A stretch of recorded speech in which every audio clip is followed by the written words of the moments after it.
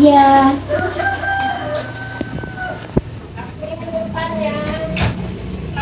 Assalamualaikum Ibu. Iya, Waalaikumsalam. Silakan duduk Nisa. Ya Ibu. Gimana kabarnya Nisa? Alhamdulillah baik Bu. Sebelum ke ruang ibu, Nisa ada mata pelajaran apa? Mata pelajarannya Bu Rani Ibu. Oh, Bu Rani. Kalau Bu Rani berarti mata pelajaran kimia ya? Iya Bu.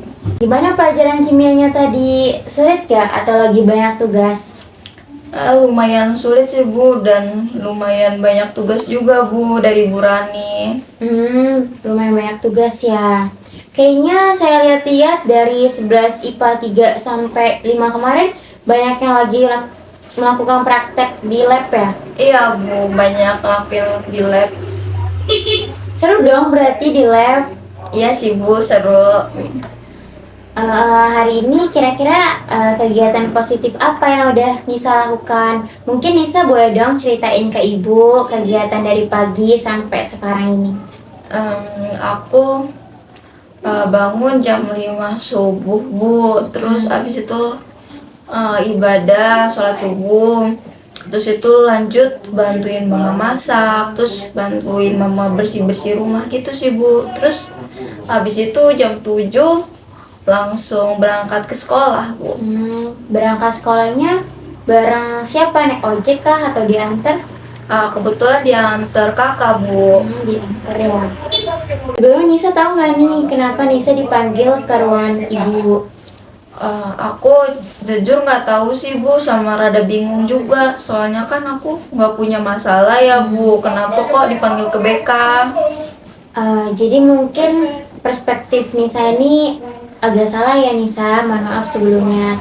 Sebenarnya tuh ke ruang BK tuh bukan hanya untuk anak-anak yang bermasalah saja, tapi di sini para ibu-ibu guru BK maupun bapak guru BK di sini tuh membimbing dan mengarahkan anak-anak yang sedang mengalami masalah tentang belajar, pribadi, sosial ataupun karirnya. Di sini ibu mengarahkan nih, membimbing untuk siswa itu lebih tahu tentang pemahaman dirinya, lebih menerima dirinya, dan juga tentang siswa itu lebih mandiri tentang dirinya sendiri gitu. Jadi di sini tuh ibu mendapatkan informasi dari Ibu Yanti selaku wali kelas Nisa. Seandainya Nisa ini belum mengirimkan pilihan jurusannya. Kan Nisa masuk siswa eligible ya? Iya Ibu. Nah, eligible jadi akan masuk ke jalur SNBP. Nah, di SNBP ini kan ada 2 pilihan jurusan ya, yang seharusnya dari minggu yang lalu sudah Nisa kirimkan. Namun ternyata dari wali kelas sendiri belum ada info apa-apa nih Nisanya mau kemana gitu. Jadi ibu diarahkan untuk Ibu Yanti untuk membantu Nisa. Jadi kalau misalkan ada permasalahan gitu mengenai pilihan jurusan, di sini akan ibu bantu memberikan informasi terkait dengan pilihan jurusan. Kalau boleh tahu, kenapa Nisa masih bingung kah atau gimana tentang pilihan jurusan? Sebenarnya Bu, aku tuh udah menentukan sih Bu jurusan yang pengen aku daftarin, tapi apa ya Bu, aku tuh ada sempat konflik sama mama kayak untuk nentuin masalah jurusan ini. Aku itu pengen jurusan yang ada di luar kota Bu, tapi mama bilang ya kamu harus di Lampung sama jurusan yang mama mau gitu. Jadi aku tuh bingung, aku harus nurutin kemauan aku apa kemauan mama sih Bu sebenarnya. Jadi aku nggak ngirim-ngirim pilihan aku ke Bu Yanti itu ya karena itu Bu, masih ada perdebatan lah Bu antara aku sama mama. Gitu.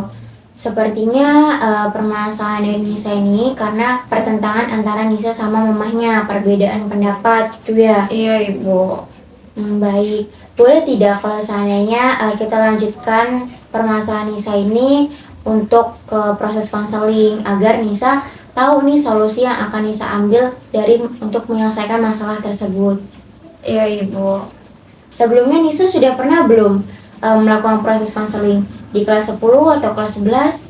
Kalau kelas 10, kelas 11 belum pernah Bu, tapi kalau dulu SMP pernah sih Bu. Sudah pernah ya. Tapi mungkin ibu akan menjelaskan ulang ya. Mungkin Nisa sendiri ingat-ingat lupa. Iya Ibu. Nah, jadi kalau proses konseling ini ada konseling individu sama konseling kelompok. Kalau saat ini yang kita lakukan adalah konseling individu. Ada konselor, ibu, dan konselingnya, Khairul Nisa.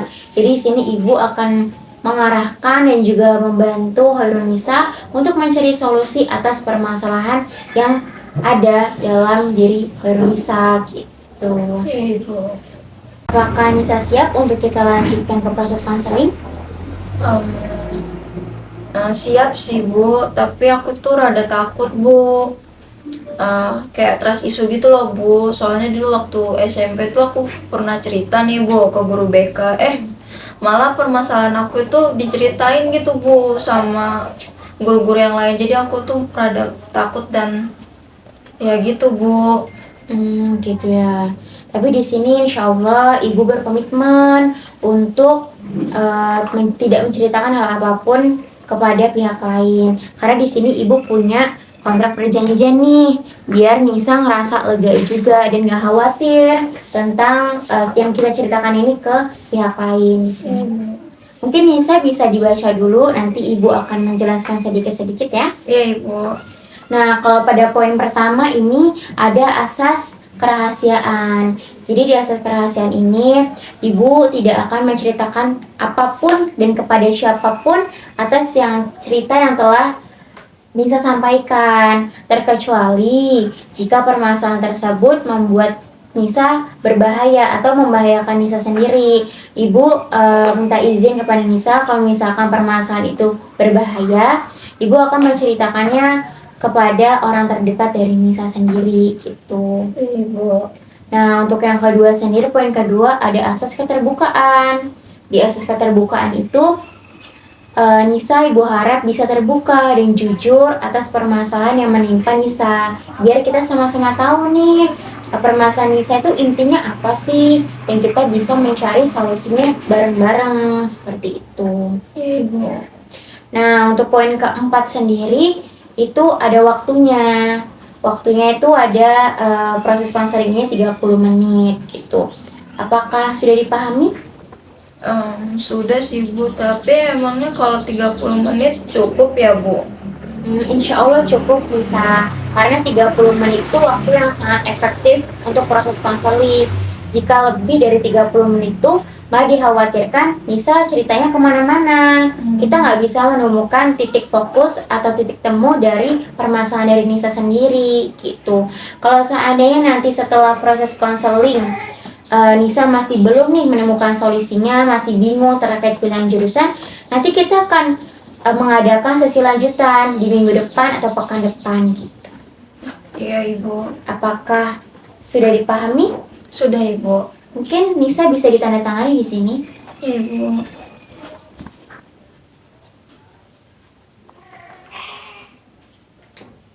Ibu sudah.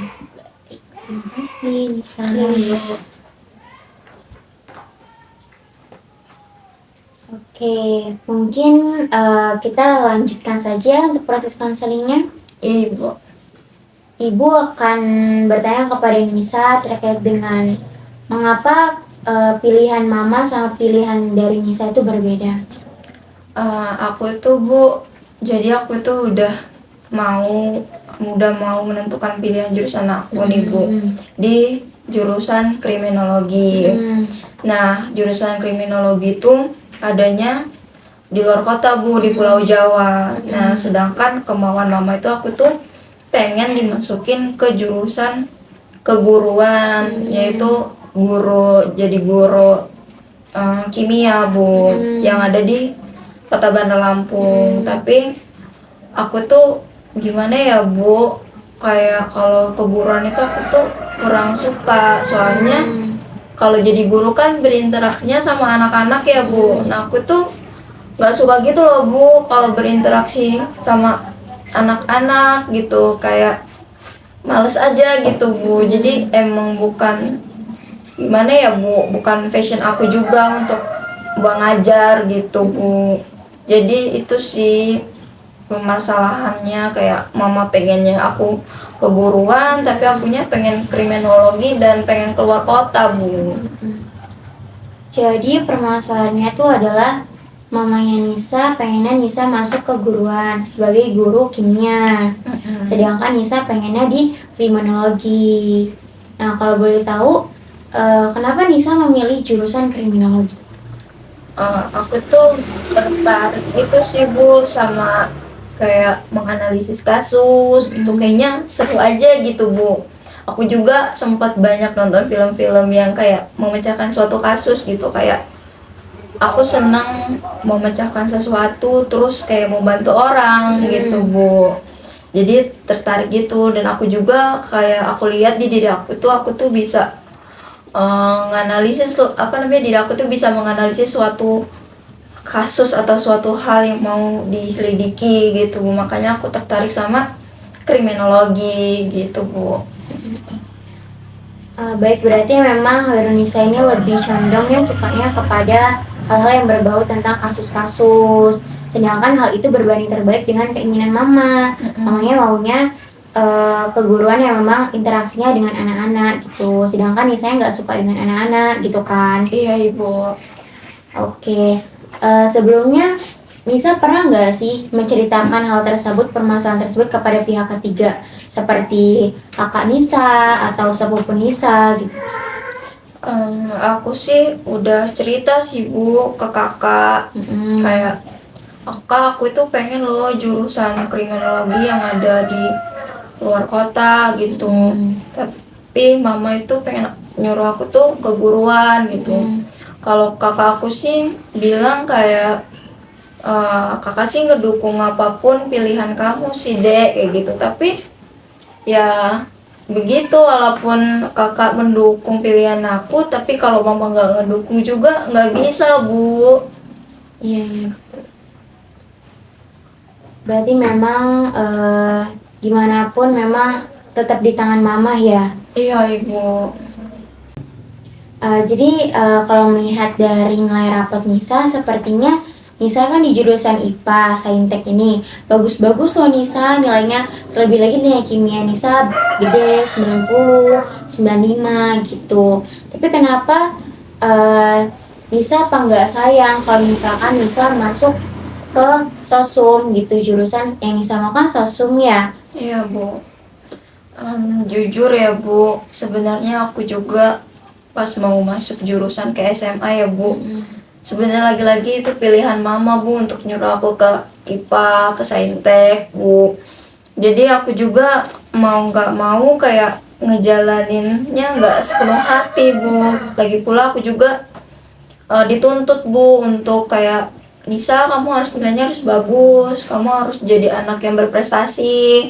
Jadi aku ada kayak sedikit tekanan lah Bu. Sebenarnya aku tuh emang dari awal waktu SMP pas mau milih antara IPA, IPS, aku tuh lebih tertariknya ke IPS. Jadi ya gitu Bu, sama mama ya harus IPA, IPA kayak gitu. Jadi ya itu lagi-lagi bukan pilihan aku, dan memang agak sayang sih Bu kalau misalnya aku mau linjur gitu Bu ke jurusan sosum, karena mengingat nilai-nilai aku juga ya Bu. Tapi gimana ya Bu, kalau misalnya kita udah masuk ke ranah yang mau kita pelajari, tapi kalau nggak sepenuh hati kan rasanya gimana gitu ya Bu.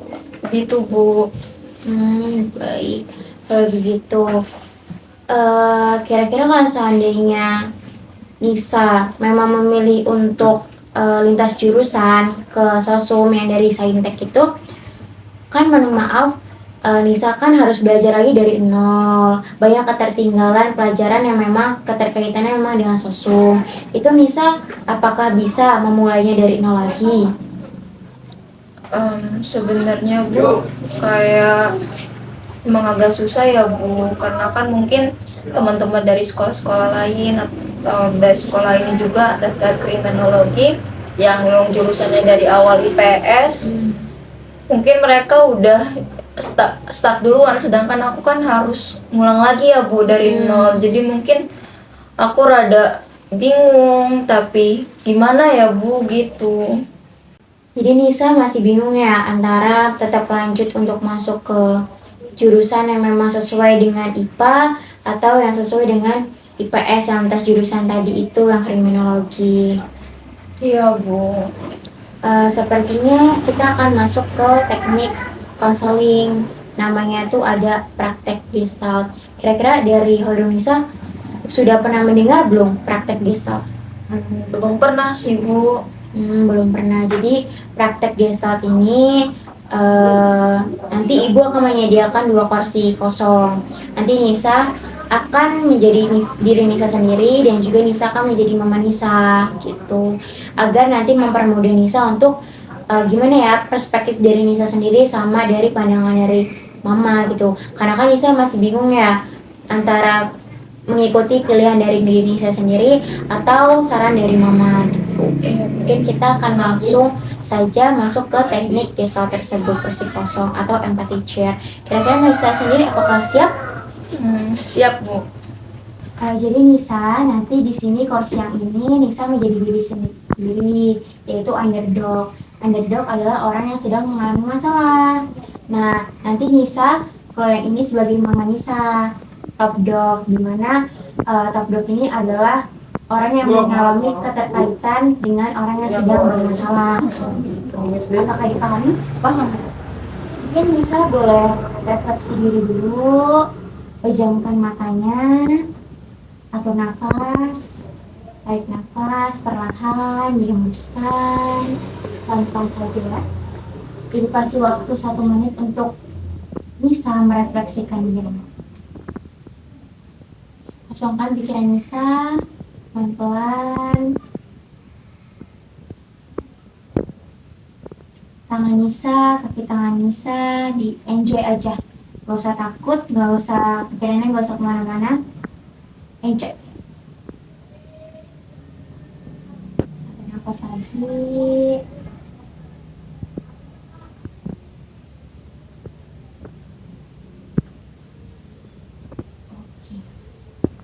Nisa bisa memikirkan kembali peristiwa ketika Nisa membicarakan pilihan jurusan Nisa dengan respon dari mama.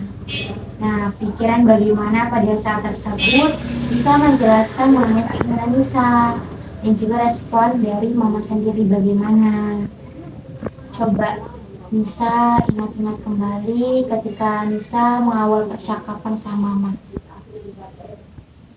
Lalu Nisa mengingat kembali bagaimana mama merespon dari yang Nisa sampaikan.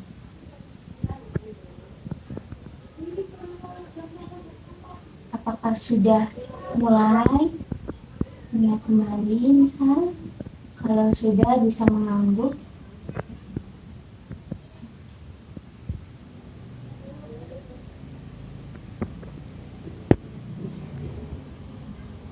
Apakah Nisa sudah siap dan ingat apa perkataan mama? Sudah Ibu. Lebih baik Nisa sudah boleh membuka mata Nisa. Baik, kalau begitu Nisa relax dulu ya. Iya, Bu. Relax.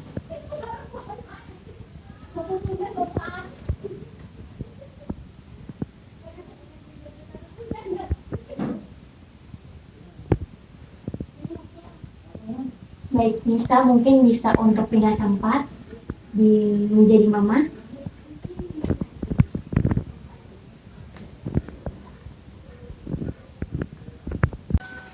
Nisa boleh untuk mencoba untuk mengulang perkataan mama pada saat peristiwa tersebut. Bisa, Ibu. Ya, bisa dimulai. Dek, kamu itu kenapa sih tentang keinginan mama terus? Kamu itu anak perempuan, aturan kamu itu di rumah temenin mama, kamu itu anak terakhir. Buat apa kuliah keluar kota terus dengan jurusan kriminologi? Jurusan apa itu? Jurusan tentang kejahatan. Itu pekerjaan bahaya, Dek. Mending kamu di sini ngambil keguruan. Ngerti nggak? Sekarang mungkin Nisa bisa untuk berpindah posisi ke sini. Iya. Nisa bisa untuk menanggapi atas respon mama tadi, ucapan mama tadi. Bisa dimulai, Nisa. Mama itu pernah nggak sih dengerin aku? Kenapa mama itu selalu nentang apa mau aku? Kenapa mama itu selalu ngutamain keinginan mama? Kan yang ngejalanin hidup aku, Mah. Berarti Nisa ngerasa capek karena keinginan Nisa terus-menerus ditentang karena mama. Gitu. Mungkin Nisa bisa pindah posisi.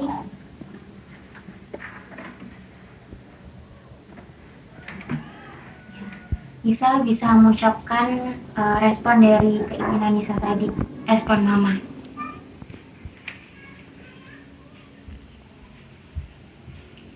Nisa, kamu itu jangan terus-terusan sih ngebangkang mama. Ini demi kebaikan kamu loh. Kenapa kamu ini gak nurut sama mama? Mungkin Nisa bisa berpindah tempat lagi. Ketika pada saat itu, apakah Nisa merespon atas ucapan mama tadi? Mah, aku itu udah gede loh, Mah. Gak seharusnya aku itu ngikutin maunya mama terus. Aku juga capek, Mah. Aku tuh udah gede. Oke.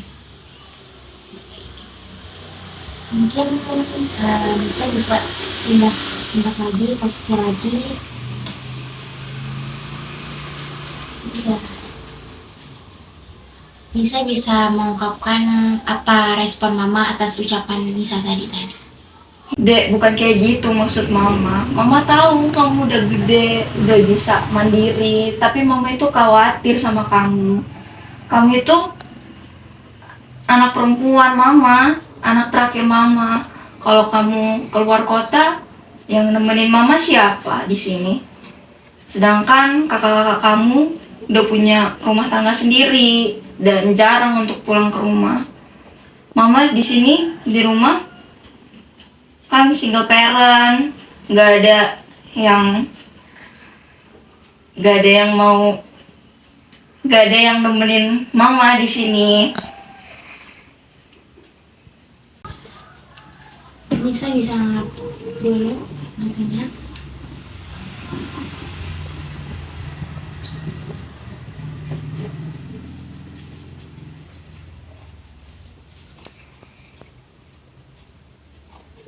Apakah bisa dilanjutkan, Nisa?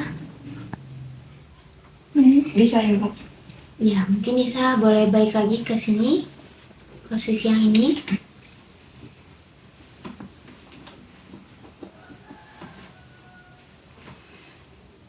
Nisa boleh mengungkapkan respon Nisa atas ucapan mama tadi. Ma, maafin aku ya, Ma. Aku nggak tahu kalau misalnya mama ngerasa sepi atau gimana-gimana. Aku tahu kok maksud mama tuh baik. Nyuruh aku stay di sini buat temenin mama. Maaf ya, Ma, aku udah kayak ngebangkang mama.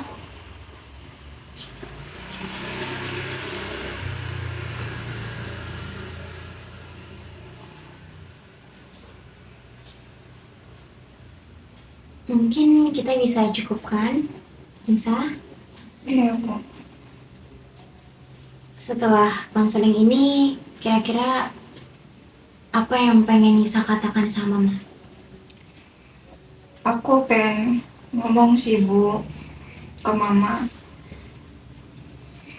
Pengen minta maaf karena selama ini kan mama ngerasanya kayak gitu dan aku kayak ternyata aku baru sadar sekarang.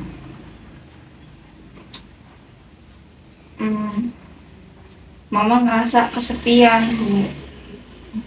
Jadi aku kayak ngerasa bersalah dan pengen minta maaf, Bu, ke mama. Baik, kita coba untuk mengutarakan perasaan dari Nisa. Eh, Menurut Nisa, langkah apa yang akan Nisa lakukan selain coba untuk berkomunikasi sama mama untuk pilihan jurusan? Eh, aku kayaknya mau apa ya Bu, pengen kayak mencari tahu lagi selain jurusan kriminologi yang ada di luar kota. Aku pengen tahu lagi banyak jurusan yang mungkin aku minati tapi yang ada di Lampung Bu, karena kan setelah aku pikir mama kasihan ya Bu kalau di sini sendirian. Jadi aku kayak pengen dan obrolin lagi sama mama, pengen diskusi lagi dan mungkin nemu solusi tengahnya gimana gitu Bu. Baik, kita akhiri ya teknik konseling gestalt ini. Mari kita lanjutkan ke posisi yang awal. Iya Bu. Yang saya akan duduk lagi Nisa. Iya Ibu. Baik, setelah ini langkah awal apakah yang akan Nisa lakukan? Nisa memilih pilihan jurusan Nisa yang ingin Nisa pilih atau keinginan yang mama Nisa pilih? Mungkin untuk itu Bu, aku ingin kayak pengen diskusi lagi sih Bu sama mama perihal jurusan yang nanti akan aku pilih. Mungkin ya akan didiskusikan lagi. Terus untuk pilihan Nisa mau keluar kota atau tetap di Lampung, jawabannya sih Nisa bakal tetap di sini sih Bu. Mungkin komunikasi memilih jurusan di sini, tapi ya gitu Bu. Baik, berarti Nisa akan memilih jurusan itu nanti ketika ingin berkomunikasi lagi sama Mama Nisa agar Mama Nisa setuju, Nisa setuju, kan yang jalin juga Nisa. Biar juga sebagai orang tua, sebagai mamanya Nisa nggak ada keberatan hati lah untuk melepaskan Nisa ya. Kalau soal mengenai tinggalnya Nisa di Lampung untuk bisa sama-sama mama gitu. Sebelumnya Ibu mengucapkan terima kasih Nisa sudah mau terbuka sama Ibu. Nisa sudah mau jujur sama Ibu, mengungkapkan apa yang Nisa rasakan. Ibu sangat mengapresiasi apa yang Nisa hari ini gitu, karena Nisa mau mencoba untuk menyelesaikan masalahnya sama mama Nisa gitu. Nisa Ibu harap semoga kedepannya apa yang Nisa inginkan semoga bisa tercapai. Dan juga setelah ini nanti apa yang ingin Nisa utarakan atau mungkin masih bingung dengan hal-hal yang terkait dengan jurusan atau penerimaan diri atau hal lainnya, Nisa bisa kembali lagi sama Ibu, bisa cerita lagi sama Ibu gitu. Mungkin mengingat waktu juga ya Nisa mau masuk kelas sudah 30 menit juga. Mungkin kita akhiri aja sesi konseling ini. Terima kasih Nisa atas waktunya. Iya Ibu, terima kasih juga ya Bu udah bisa membimbing Nisa dan akhirnya Nisa bisa menemukan solusi ya Bu. Terima kasih banyak ya Ibu. Nisa pamit ke kelas ya Ibu. Terima kasih Bu. Iya, sama-sama Nisa.